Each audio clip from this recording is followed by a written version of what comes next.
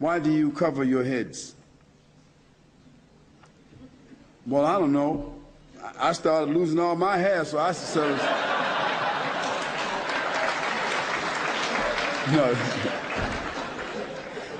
no, Muslims cover their heads, Muslim men cover their heads out of tradition and out of respect. Not all Muslim men cover their heads, obviously, but those that do, they do so because at times the Prophet, peace and blessings be upon him, he liked to do that. For me, I like to distinguish myself as a Muslim. And whether I'm wearing a suit and tie, which I do sometimes, or whether I'm wearing a gown like I'm wearing today, I like to cover my head because not many people cover their heads. Not many Muslims, not many men, period, cover their heads with a brimless cap. So if I'm in an airport, I'm always designated. You know what that means, right? I always ask the people in the lounge when they say, Mr. Yassine, you've been randomly selected. I say, I know, I'm designated, right? And I turn around to the other people in the lounge and I say to them, is there something distinct about me that I should always be designated? And what do you think they do? They say, yes.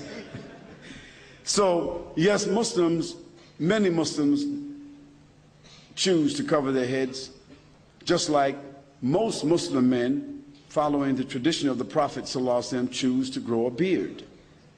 So wearing of the beard and the covering of the head together, that kind of is like that's an indication that a person is a Muslim.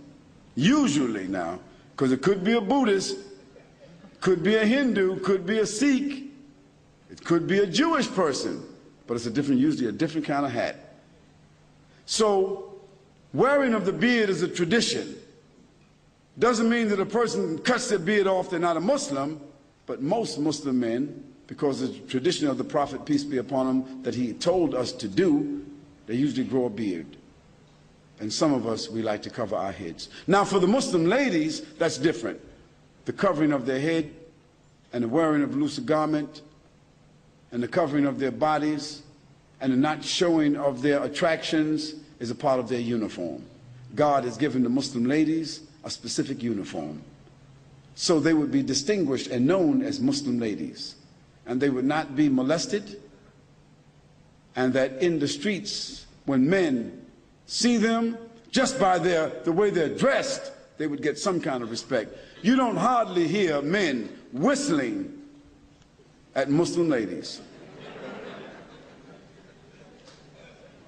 So, and don't think that the Muslim ladies are any less beautiful than any other woman. It's just that they hold and cover their beauty for their husbands. It's like pearls and diamonds.